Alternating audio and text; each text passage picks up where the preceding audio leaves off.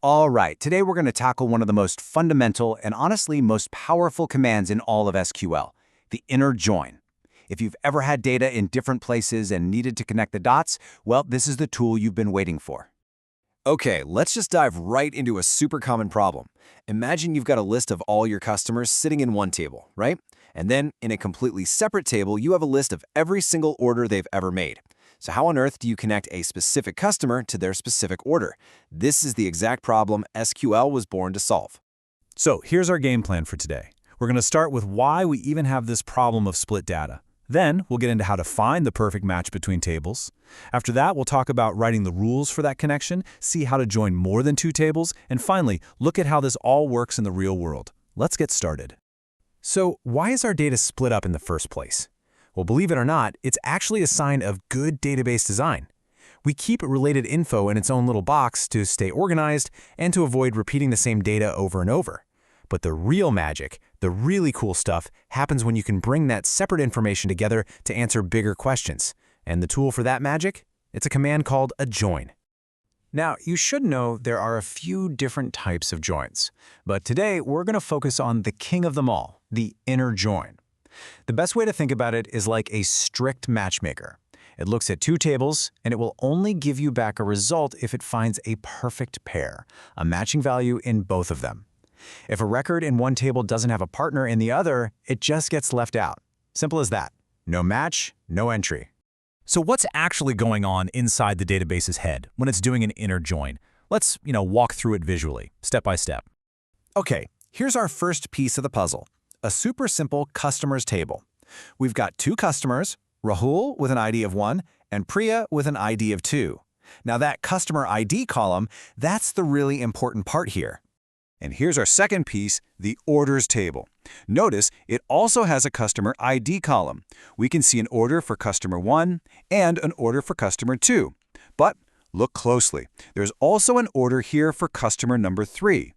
But hang on, we don't have a customer with ID 3 in our first table. Let's see what happens.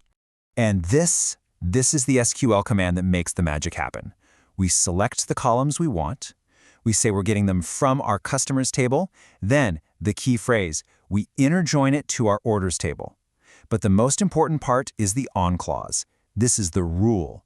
We're telling the database, hey, only connect the rows where the customer ID in the customers table is an exact match for the customer ID in the orders table. And boom, here's our result. The query creates a brand new combined table. And now we can see exactly which customer placed which order. Rahul is matched with his order, Priya is matched with hers. But notice what's missing. That order for customer ID 3 is gone. Because it had no matching partner in the customers table, the inner join just left it out completely. It only returns the confirmed matches. Okay, so that on clause is clearly super important. Let's dig into that a little deeper, and I'll even show you a little pro tip that'll make your code way cleaner. So the join condition, that on clause, is basically the brain of the whole operation. It is the specific instruction that tells the database exactly how these two tables relate to each other. And most of the time, what you're doing is matching the primary key of one table, like customer ID in our customers table, to what's called a foreign key in the other table. Now, as your queries get more complicated, typing out the full table names over and over again can get, well, pretty annoying. And that's where aliases come in to save the day. On the left, you can see the full names. It works perfectly fine, but it's a bit long. On the right, we've given our tables short nicknames, C for customers and O for orders. It's the exact same logic, just so much cleaner and easier to read.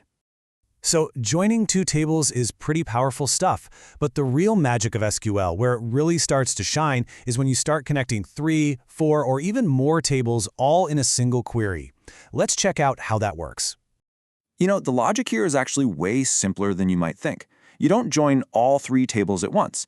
It's more like a chain reaction. First, you join customers to orders, which creates this sort of temporary combined table in the background.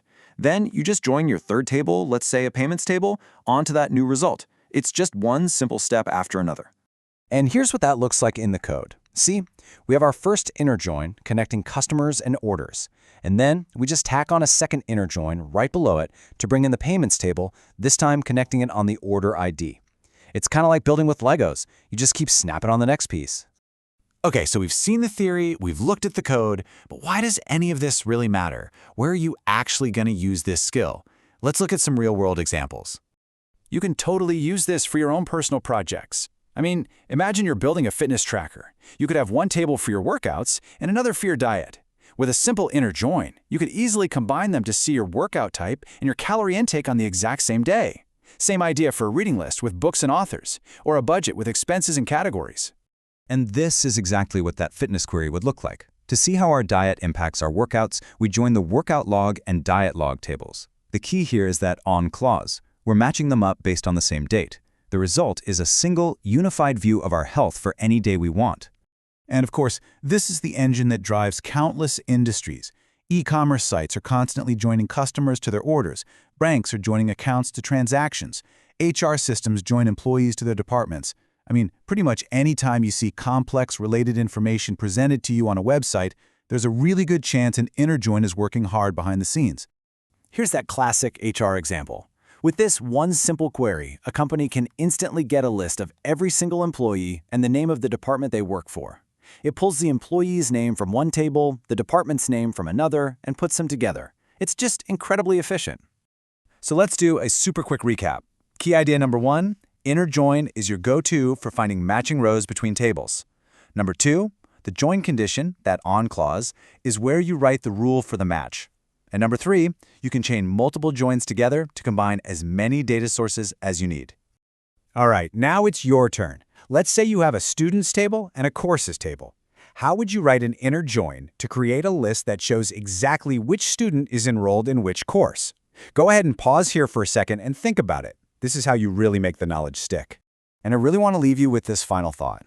The inner join isn't just another command you have to memorize. It is truly the foundation of working with relational data. Once you really master this one concept, you have the key to combine information from pretty much anywhere. And that's when you start to uncover some seriously powerful insights.